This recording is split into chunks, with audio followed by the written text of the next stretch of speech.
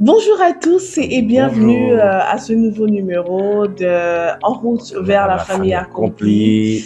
Nous sommes heureux d'être avec vous et de passer du temps autour du nom de Jésus-Christ dans vos familles. Alléluia. Recevez donc nos salutations et recevez vraiment la bonne humeur, la joie. Et que la paix du Seigneur remplisse vos cœurs et vos maisons. Amen. Alors, nous allons commencer par ce témoignage du frère Pierre. Frère Pierre, c'est un chrétien, c'est un enfant de Dieu. Et il était marié et père des enfants. Il a eu 3 enfants avec sa femme. Et en tout cas, les deux s'étaient vraiment engagés dans le chemin du Seigneur. Ils voulaient plaire à leur Dieu, ils voulaient réussir leur mariage. Ils y ont travaillé. Et puis, au bout de quelques années, un jour, frère Pierre est abordé par une voisine. La voisine lui dit, frère Pierre, j'ai de l'argent que je voudrais que vous gardiez pour moi parce que je voudrais faire quelques économies et tout ça. D'accord. Le frère Pierre dit, ok, je peux garder pour toi. Maintenant, le problème, c'est que le frère Pierre ne va pas parler à sa femme. Il garde, il dit pas parce qu'il estime que c'est une histoire d'argent et que sûrement que je ne devrais pas dire à ma femme, elle pensera que j'ai l'argent. Bon, voilà, on ne va pas entrer dans les détails. Mais seulement, le frère Pierre ne dit pas à sa femme. Il avait ses raisons. Ouais, il avait ses raisons. Au bout de quelques temps, à la maison, ils étaient à court d'argent. Et il fallait absolument trouver quelque chose pour les enfants. Les enfants devaient manger. Le frère Pierre se souvient qu'il avait l'argent de la voisine. Et donc, il va prendre l'argent et puis il utilise l'argent de la voisine. Et aussi, après quelques temps, il n'arrive toujours pas à remettre l'argent d'autrui. Il n'en a toujours pas. Les conditions sont quand même assez difficiles. Alors, quelques temps après, la voisine aussi a besoin de son argent. Elle revient vers le frère Pierre pour lui demander son argent. Le frère Pierre lui raconte un petit peu des histoires. Ok, je vais te donner, voilà. Mais le frère Pierre... C'était vraiment sa situation. Les histoires, c'est pour la calmer. Hein. Donc, le frère Pierre n'arrive toujours pas à réunir cette somme. La femme commence à faire pression, menace même que je vais aller dire à votre femme que vous n'êtes pas quelqu'un de sérieux, je vous ai fait confiance et tout ça. Le frère Pierre commence donc à fixer rendez-vous avec la fille en dehors du quartier. Ils arrivent à trouver des endroits où ils sont seuls et puis ils finissent par tomber. Ils finissent donc par aller ensemble et malheureusement, la fille, bon, heureusement parce qu'il y a un bébé qui va venir, mais malheureusement parce que ce n'était pas dans les bonnes conditions, la fille tombe enceinte. La fille tombe enceinte au moment où la femme aussi à la maison s'est retrouvée enceinte. Et dès que la fille tombe enceinte, elle change carrément son comportement. Elle n'est plus la personne conciliante, la personne qui pouvait écouter le frère Pierre en aparté. Maintenant, c'est elle qui va annoncer à la femme à la maison qu'elle est enceinte de son mari. La femme n'en revient pas. C'était vraiment une histoire difficile pour la femme qui était elle aussi enceinte. La fille, non seulement qu'elle est allée annoncer à madame à la maison, mais aussi elle commence à crier à tout moment, venir crier sur la famille, demander de l'argent, et c'était devenu vraiment une histoire de honte, vraiment pour le frère Pierre et sa femme. Et c'est à peu près... Nous voulions en fait vous raconter cette histoire pour introduire notre sujet d'aujourd'hui sur le sujet qui consiste à ce que les hommes arrivent à retrouver leur leadership en tant que chef de famille. Oui, le chef de famille, c'est lui le leader. Dieu a donné à l'homme cette place de premier dans le couple, dans la famille, pour pouvoir orienter, guider et emmener sa famille vers leur destinée. Alors, dans le cas de notre frère Pierre, selon notre analyse à la lumière de la parole de Dieu, le frère Pierre a ouvert une porte car il n'a pas respecté ou encore mis des priorités à leur place. C'est-à-dire qu'il ne sait pas, comment dire, mettre ce qu'il faut à sa place. C'est-à-dire que la voisine est une personne qui peut saluer, qui peut peut-être c'est-à-dire que la fréquentation ne devrait pas être beaucoup plus profonde. Mhm. Et l'erreur qu'il a commise, c'est qu'il n'a pas communiqué avec sa femme pour lui dire toute la vérité. Mhm.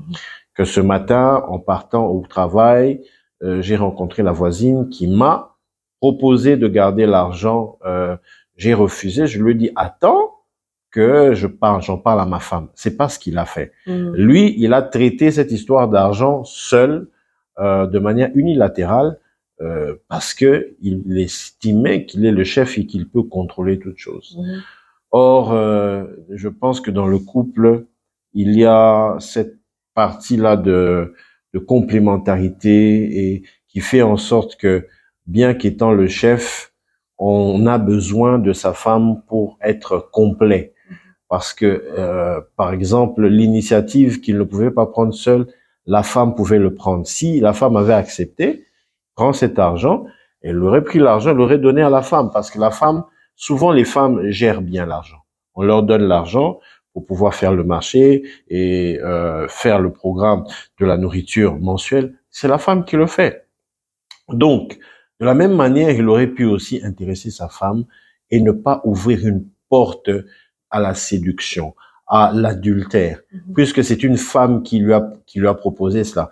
Donc, le plus important ici, c'est que les leaders reviennent à cette dimension de collaboration par la communication, le dialogue avec leurs femmes, afin de bien emmener la famille vers la destinée et éviter toutes sortes de problèmes.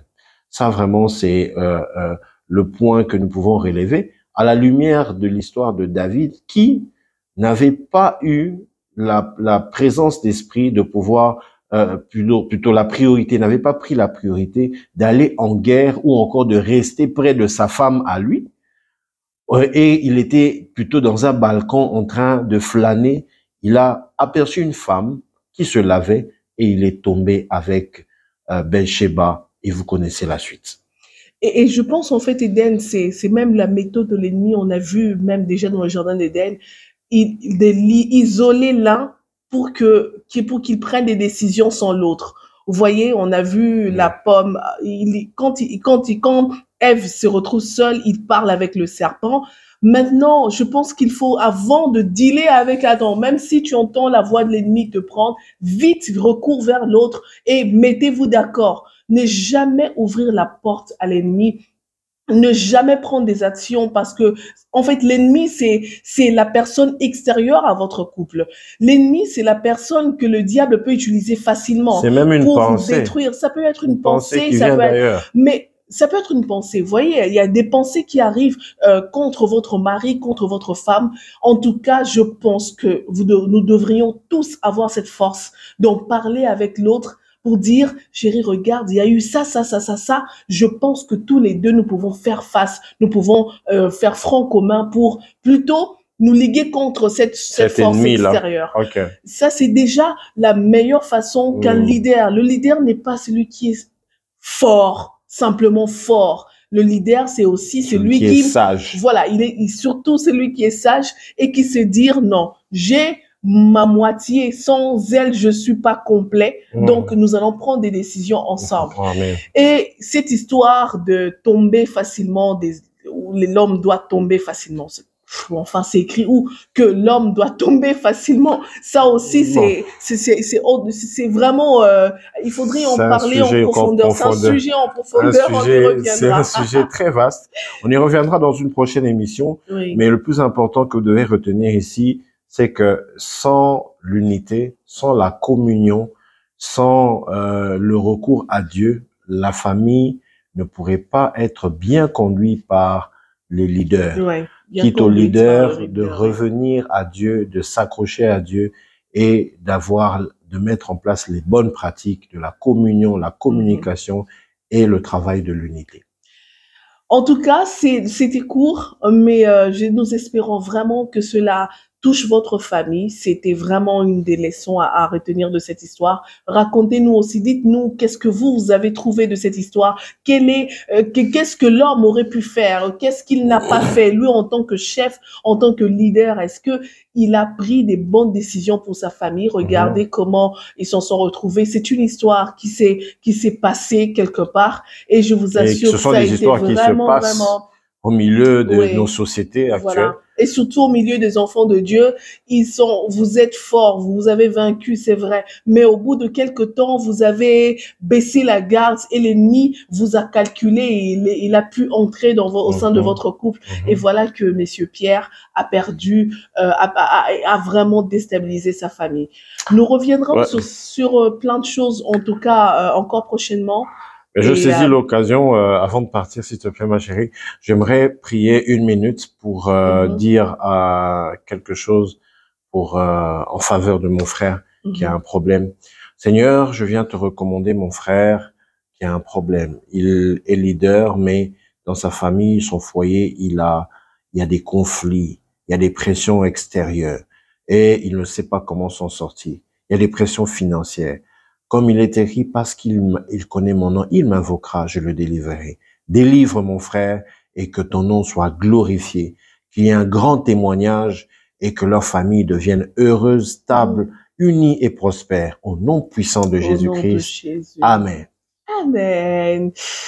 On va dire... Soyez profondément bénis. Et extraordinairement accomplis. Amen. Amen. Amen. Okay. Bye-bye. Bye.